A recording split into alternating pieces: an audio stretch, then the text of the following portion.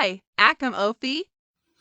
Afaan Ingiliffaa keessatti wanti tokko baay'ee salphaa yookaan raawwachuuf kan namatti hin ulfaanne yoo ta'e, kana ibsuuf piece of cake yookaan it's a piece of cake jedhama. It's a piece of cake. Piece of cake. Piece of cake. Yeah, it's a piece of cake. Piece of cake. Piece of cake.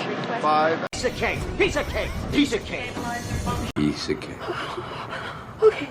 Very easy. It's easy, very easy. Very, very easy. Okay. Look. So very, very easy. See? It's very, very easy. Piece of cake. Piece of cake. Piece of cake. Piece of cake. Piece of cake.